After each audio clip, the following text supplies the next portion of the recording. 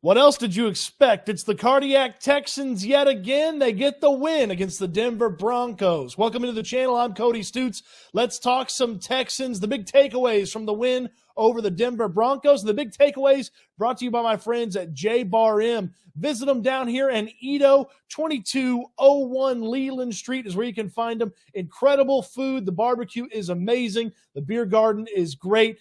Sit out there, watch a game, hang out, have some beverages, and eat some fantastic food out at J Bar M. Thanks to them for sponsoring the big takeaways. And they'll be sponsoring the big takeaways for the rest of the year. Let's get into it. Man, a performance yet again that comes down to the wire for this Texans team. A tough Denver Broncos team on a winning streak comes to town, and the Texans end that winning streak in dramatic fashion. Jimmy Ward with that walk-off, essentially, interception against the Broncos to take care of business. Derek Stingley was really good in this game. We'll start really with the defense overall. The defensive performance that this team put together was incredible. Will Anderson with his best game as a member of the Houston Texans. On the first drive, he hits Russell Wilson. He forces Russell Wilson to step up in the pocket, and he tips the punt and forces that to be half of what it was supposed to be there on that first drive that the Denver Broncos had. Anderson was off to the races. He finishes the day with 2 sacks. He has the tackles for a loss. He's the QB hits. He has the deflection that ends up in Derek Stingley's arms as well for the interception. Anderson was great. Jonathan Grenard got in on the action and was all over Russell Wilson, got a sack, and then had that late pressure that forced Russell Wilson to make some tough throws there at the end of the game, and a really solid defensive performance from a Denver Broncos team that, yes, they're not the most loaded and impressive offense. They don't have a tremendous amount of firepower, but you could see that Russell Wilson was starting to poke and prod and try to find the different areas of this Texans defense that he could exploit, and there was nothing that he could consistently get. Heck, even the deep balls that the Texans allowed, it was allowing it at an inconsistent rate. Derek Stingley picked one of them off. Steven Nelson and Derek Stingley teamed up to knock the one away from Cortland Sutton. Obviously, Jalen Petrie got beat up on that one that Cortland Sutton had for the touchdown, but Russ had at one point like 140 passing yards with 80 of them coming off of 2 big plays. So the Texans did a pretty good job of making Russell Wilson's life a living hell at the quarterback spot. And overall, really solid defensive performance. And then they hang on at the end. We talked about the debt that the defense had incurred for some of the issues that they had shown down at the different parts of this season. You think about the Tampa game where Baker Mayfield marches down the field, takes the lead. And the Texans obviously get the offense to come back on the field, take care of business. They don't do that against the Falcons. It's inverse. The offense scores, the defense can't hold on. So the game against the Cardinals, the defense they paid a little bit of their debts there. Okay, they paid a little bit of their debts. Well, they started to pay the debts back more, again, as they hold on here against Russell Wilson. Now, overall, really solid defensive performance. If that's a better quarterback and a better team, maybe we're having a little bit different discussion about exactly what the Broncos were able to do. That's not vintage Russell Wilson there, but whatever version of Russell Wilson is out there, the Texans were all over him, forcing the interceptions, making him run for his life. The pressure that they put on him, they stifled that rushing attack enough. It was a tough day on offense for the Broncos in large part because of that Texans defense. The next big takeaway here on the big takeaways brought to you by J Bar M. Go visit them in Edo here in Houston. The next takeaway, this secondary, it's in a really good spot. And if Jalen Petrie could just flip the switch, turn it around, and be a little bit better, they're going to be really nasty. This was the first game where the expected starting secondary for the Texans all played together. That's Derek Stingley and Steven Nelson at corner, Jimmy Ward and Jalen Petrie at safety. And they had a really nice day. And now add into that secondary Desmond King, who had an incredible game. He led the Texans in tackles. He should have had a forced fumble that he recovered for a touchdown, but the officials made a horrific call to say that forward progress was stopped. I didn't agree with that at all. They basically took 7 points off the board for the Texans in that moment. But King, along with Nelson and Stingley at the cornerback spot, and then Ward at the safety spot, they present a really nasty secondary that teams have to contend with. Man, Derek Stingley is just playing incredible football right now. 3 straight games with the interception, 4 in the last 3 games. He's got 5 career interceptions now. Don't go look at Sauce Gardner's career interceptions. Look, Gardner's a really nice player. He doesn't take the ball away like Derek Stingley, and there's only a handful of corners in football that could have made the play Stingley made that saved Jalen Petre's behind. In a double move from Cortland Sutton, he hits it, and Stingley sees it and comes off the sideline and is right there where the ball was going to be for Sutton. Derek Stingley was there. He's playing really good ball. You could see the impact of Jimmy Ward. Russell Wilson felt the impact of Jimmy Ward. I've watched a couple of different times. I suppose you could justify that flag. I didn't like it in the moment, but I've watched the replay a few times, and I could see where the officials, the way the game is called now, they throw that flag on Jimmy Ward. Nelson had a pretty decent day as well. It's just Petrie that you got to worry about a little bit, but those other guys playing well, being healthy now, that's a really big, strong point for this Texans team. DeMeco Ryans said it last week. If we just cover a little bit better, that pass rush is going to get home. Our defense is going to be able to wreak havoc up front.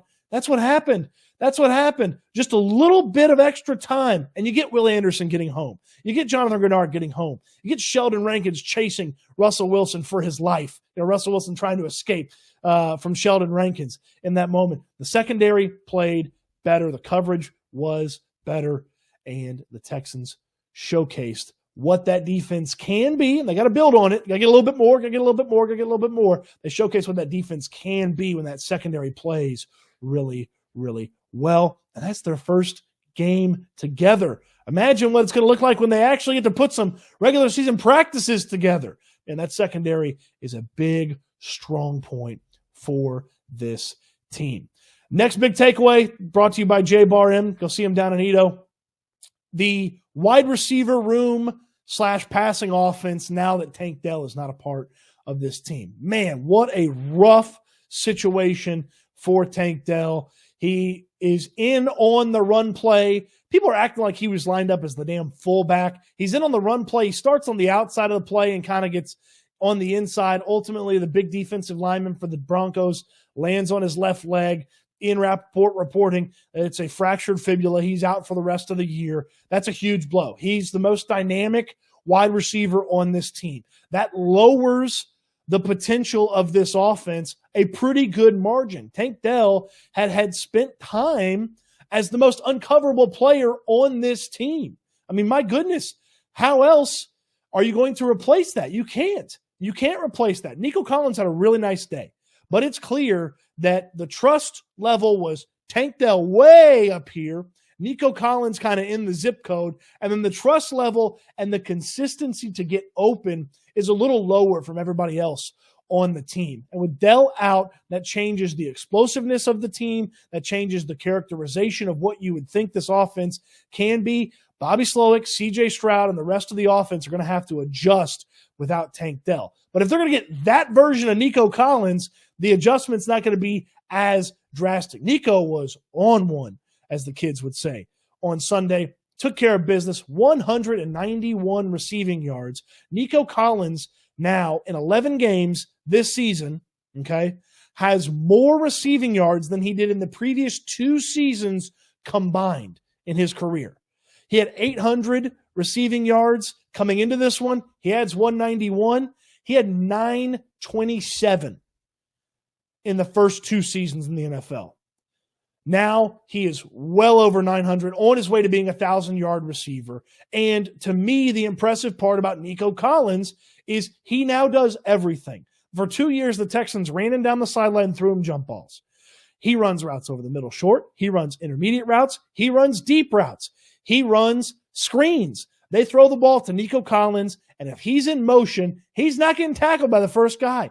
Yards after catch are a big thing for Nico Collins. Had over 70 yards after catch in the game against the Broncos. He is a complete wide receiver. He's turned into a complete wide receiver. He's playing the best football of his career, and he is the guy that is going to have to continue to be awesome now that Tank Dell is now not a part of this offense going forward due to the injury. You're going to need to get more out of Noah Brown. You're going to need to get more out of Robert Woods.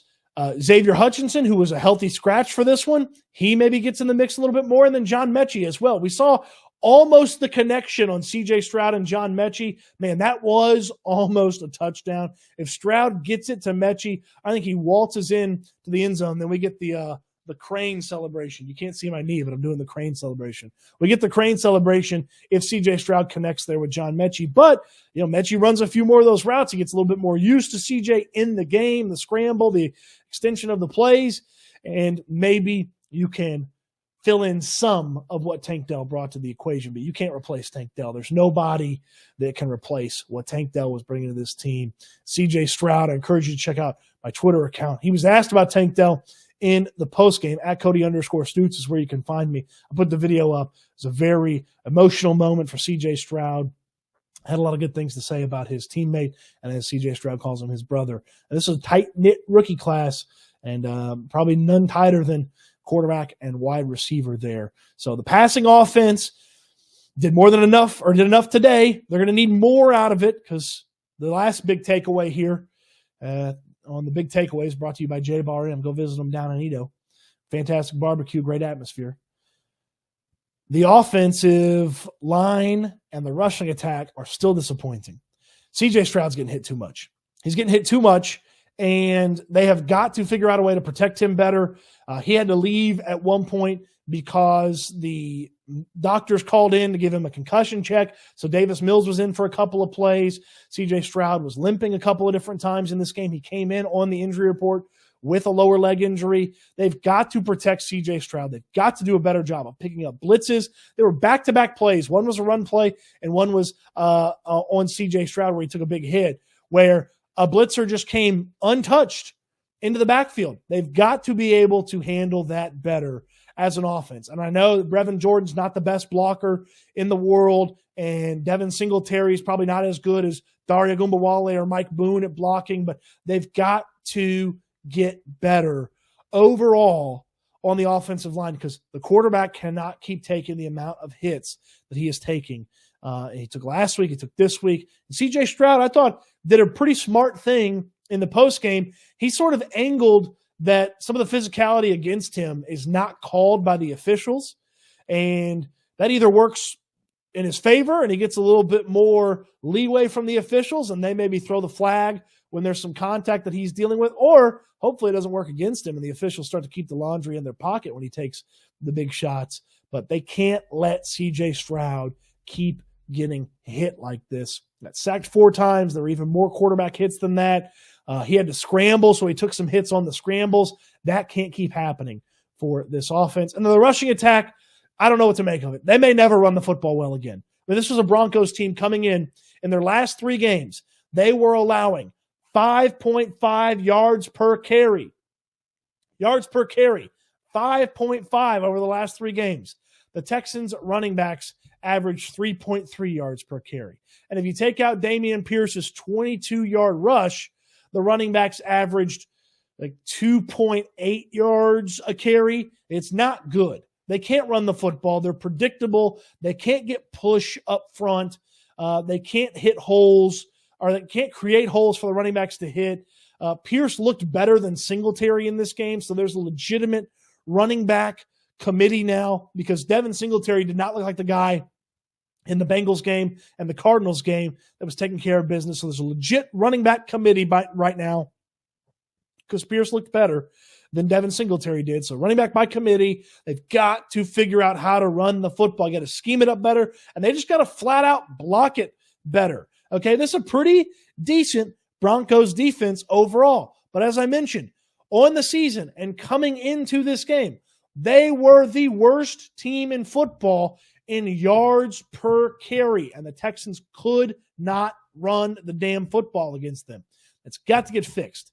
It's got to be the 5 guys blocking, the helpers like the tight ends and the running backs and the fullbacks, and then they've got to scheme it up better as well. They got to get that going. You can't rely on this passing attack, especially as we just talked about it. That passing attack's potential took a hit with Tank Dell going down and set to miss the rest of the year. That's the big takeaways from the game. What did I miss? Hit the comment section down below. Let me know what you thought about the game. On your way down to the comment section, throw me a thumbs up on the video. Subscribe to the channel if you haven't already. Tons of great content coming your way right here on YouTube. And in the description, find out a little bit about our friends at J Bar M. J Bar M Barbecue down there in Edo. They do a fantastic job. The food is incredible. Try to eat there, at least once a week, if not once a week. I try to get in, 3-4 times a month, hang out there. All sorts of different kind of barbecue. You got your traditional, your brisket, your sausage, but they're always coming up with something new. They got specials throughout the course of the week, like Wednesday. You get the brisket burger. You can get that in the evenings as well when they open up the steak options on the menu. J Bar M, the official sponsor of the Big Takeaways after Texans games. I appreciate their support, and I hope you will go support them as well. I really appreciate you watching this video, and I certainly appreciate talking about the Texans to you. And I can't wait until we talk Texans again soon.